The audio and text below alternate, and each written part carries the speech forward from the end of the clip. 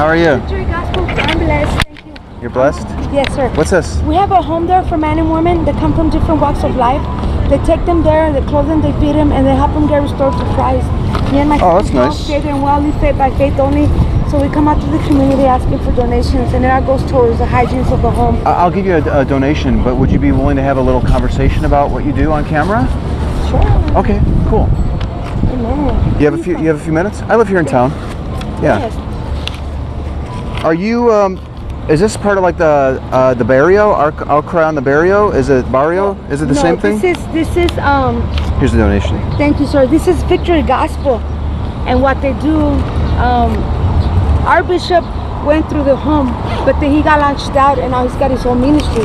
Yeah. So now he's got other ministries in different parts of the area, and what they do, they help men and women, Here in San Antonio, or is it nationwide? No, this right now he's starting. He's got one in Virginia. He's got one in Killeen. Wow. Yes, and he's got another one on the west side, and he's got one in Corpus. It's called Victory Gospel. And what is your name? My name is Leelee. Leelee, I'm Anthony. I'm Leelee. Nice meeting you. Very nice to meet you too. And are you a volunteer for the group? No, actually, I came through the home. But now, now I decided to give my life to Christ. Amen. Because before, I used to be a heroin addict myself. I used to be in and out of prison. I could never change my life, It was like I was in bondage, And I knew that what I was doing wasn't right, but I couldn't change and I couldn't help it. And, I went through rehabs. I went through mental institutions, state hospital. And, I went in and out of prison all my life, since I was like 9 years old, and I couldn't change. Wow. But it wasn't until I met the truth, that it says that the truth shall set you free, and it set me free. How long ago did you meet the truth, and did it set you free? Are we talking a matter of weeks, months, years? It's been since 2 years. On November would be 2 years. 2 years now. Yes, sir. I kept on hearing about this God named God, this Jesus, and how Jesus had changed their lives. So one time I was in my prison cell, and I just got on my knees and I said, Father God, I don't know who you are, I don't know, but they say that you can change my life. And I was in tears and I was crying and I was saying, please help me, help me change my life, because I don't know how to do it any better. I don't know how to live righteous, Don't let me go back to the hood, And I guess that's when my deliverance started, because ever since that day, I got released 3 days later, and and he sent me here, because they came and picked me up. I was just standing in the bus station. They just dropped you off at the bus stop, and that was it? And that was it. And somebody was just my sister that I had never spoke to in years, she had heard that I was getting released. She just stopped by and she said, "Hey, get in the car." And I was like, she's like, "What are you gonna do?" And I started crying, like, I don't know. I go, all I know is that I don't want to go back to the same things. She's like, well, I know this place, if you go over there, I'll get back in your life. She never came and visited me no more, but that's okay, because that's what God used to answer my prayer. And ever since then, my life's never been the same. Wow. It's beautiful, That's quite a story. Yes. Do you think that that you would still, that you would still be out here maybe proselytizing for the Christian God? It sounds like it's Jesus maybe that's in your life, right? Yes. If all things were the same, and maybe you encountered somebody that was a Hindu, for example, and took you in and clothed you and trained you and taught you about the Hindu God, do you think that you might be out here maybe passing out pamphlets for a different God completely? No. If that were the case? No. No? I don't think so. No, because Jesus is the truth, God, it says in the word that no man could enter if it's not through Jesus. And I know, if you read the word, and we're a very well taught church, and I know because I've seen it with my eyes how it changed my bishop's life, because he used to be a crackhead himself, his wife, she used to be a heroin addict, a prostitute, amen, and she used to be in the streets. And I've seen it through my eyes that it's only him that has changed all these people's lives, and he's changed my life, and he truly teaches you how to walk. When you say he, are you talking about the pastor or the Jesus? Jesus. Okay. And the pastor, because they truly have laid down their lives for other addicts like me to come, like that I used to be, to come and change their lives. Now myself, I have chosen to do the same thing, because if people have to lay down their lives for other people to be able to make it, when I was out there in sin, I was wanting somebody to come and help me, but nobody would come. So it's like God needs more people. This is my sister's too. Look, God needs more people. Hi ladies, how are you? More people to lay down their lives, you know, and live just by faith, to be able to come and tell other lost souls that there is a hope, you know, in Jesus, that, you know, He can really change your life. I'm telling you, I'm a living, walking miracle. You know, I've OD'd, you know, and I know He's kept me for His purpose. I know He's kept me, you know, so because, you know, I was chosen by Him, you know, to be able to build my testimony, to be able to help other lost souls. Have you ever considered, is it Leelee? Leelee. Have you ever considered, Leelee, what you might accept to revise your belief that you seem to hold so strongly, to the point where you're willing to talk to random strangers about it? Have you ever considered what you might accept to show you that maybe what you've come to believe is true is not actually correct? No. Why? Where are you from? I live here in town. Are you a Christian? I'm not a Christian. What are you? I'm sort of, I guess I would call myself maybe a non-believer. But, you know, which I think you maybe were at some point. That's why, you know, your story is so interesting to me, because I would never consider to change, because He set me free. You don't understand. I know that you believe that. And, you know, I tried other religions. I tried Catholic. Really? I tried Muslim, yes. I tried, you know, all the denominations, you know. I tried a lot of other religions, and nothing to say. You tried other things? Nothing. But the word, the way they teach you here, they don't sugarcoat nothing. And it says in Ephesians, you know, it says, you know, in Corinthians that it says, if my people would only change their wicked ways around, I will heal the land and I will restore them, you know. And I've done it, you know. He tells us, you know, if you really go in the word and it says, you know, because God's not a God that lies, and everything that He tells you that He's going to do it, because He's His promises, and He's not a God that lies. And He's shown me, you know, He's truly my provider today. He's truly everything that I need, you know. Come on, I went from prison with the clothes on my back to the home, and everything that I own is all because of Him, because of the faith. Let me ask you a question here. Is one of the reasons why maybe you're reluctant to even tell me what you would accept to move you down that scale, where let's say 100% would be I strongly believe in Jesus, which I think is where you're at? Are you maybe at some level concerned that if you doubt the existence of Jesus, or reconsider the method that you used to arrive at your belief, are you worried that you might one day become that same person that you know? I know that I'm not, because He's a keeping. I believe in Him. He's a keeping. You know, His keeping power is going to keep. But did you understand my question?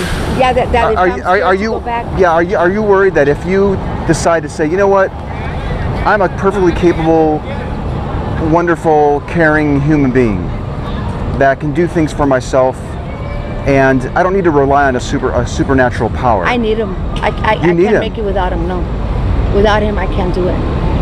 Because He's truly changed me, you know, to have peace in me, I have the love of God. And, you know, I've never felt like that before. I'm not oppressed no more, you know. I used to be having all this anger, you know, all this depression, you know, all this hate, you know. And today, you know, I'm truly at peace, you know. I have this peace. And I know that I'm nothing without Him. Yeah. Have you ever considered that you might be able to still be that good person without the God? No, I wouldn't be. You need to have Him in your life. I need to have Him in my life.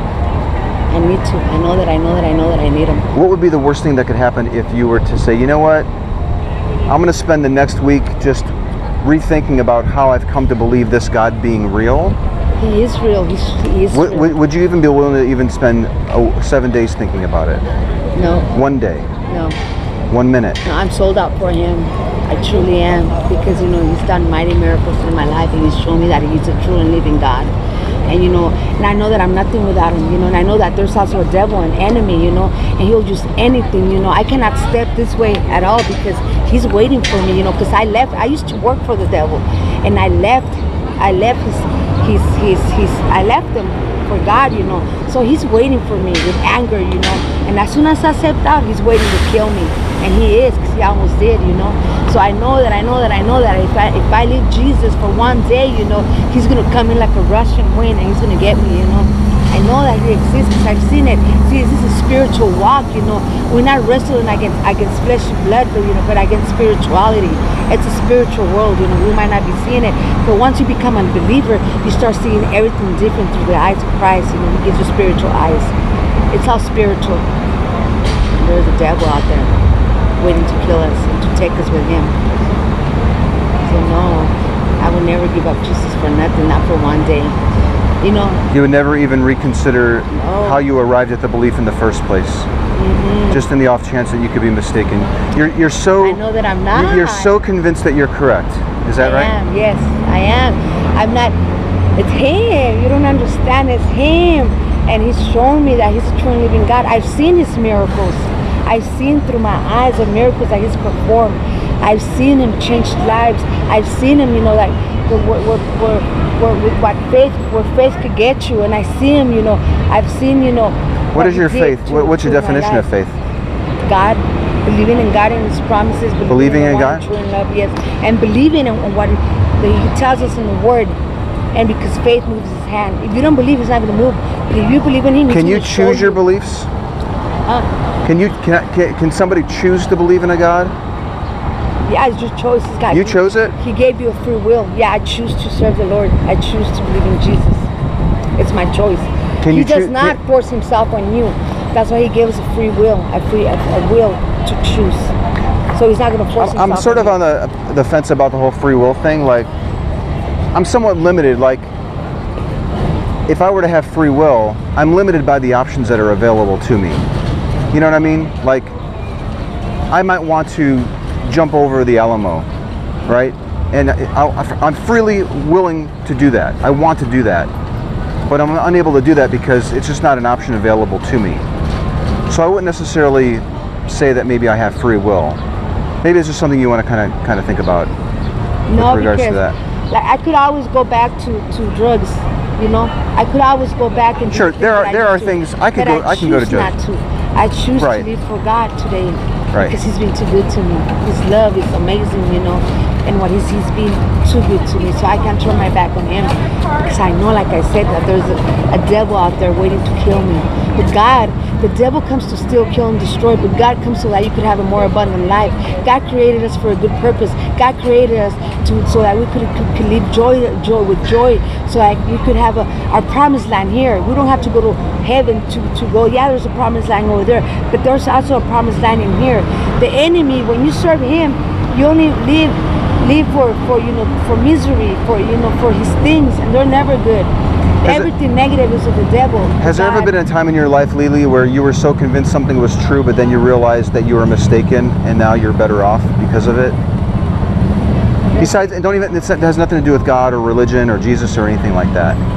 Think back to maybe when you were, in your 20s or something like that. When I was in my 20s, yeah, I thought that why am I here, Why? Well, I couldn't stand myself. People had gave up on me. I had gave hope on me. I thought that I was destined to live the way that I was living. Well, let me give you an example of what I'm thinking of. Like, I always thought that eating popcorn was very good for you. So I was eating all this popcorn. Yeah, I used to think that drugs was very good for me. But yeah, just let me finish the point. And then I discovered that I read an article that explained that there's a lot of carbohydrates, and popcorn is probably one of the worst things that you can be eating. It's not healthy at all. So at one point I used to believe popcorn was very, very good for me. And I was content going through life believing in that. But then I discovered that I was mistaken, and now I'm actually better off as a result because I'm no longer eating popcorn after 6 o'clock at night, right before I go to bed. You know what I'm saying? When I believed that the popcorn was good, and now that I believe that the popcorn is actually not good for me, my understanding of both of those was exactly the same at the time. Do you know what I mean? Like, I was perfectly content in both situations, even though I was mistaken in the one instance. Because you didn't know the truth, right? That's right. You didn't know the truth about it. And the enemy would come and lie to you and make you believe that things are good for you when they're not good at all, He comes, he's deceitful, he's wicked, and he would come and make you believe that something's good for you when it's not good for you. But he would make you in your head believe that it's good because he's trying to kill you. Amen? And you didn't know the truth. But once you get to find out the truth about Jesus and the Word, the truth would set you free. And that's when you know the truth, and that's when you walk in righteousness. And you know that there is a devil trying to kill you, but there's a God trying to make you. I know you have to get on to other people, and just one more question. If maybe, or maybe it's just a request.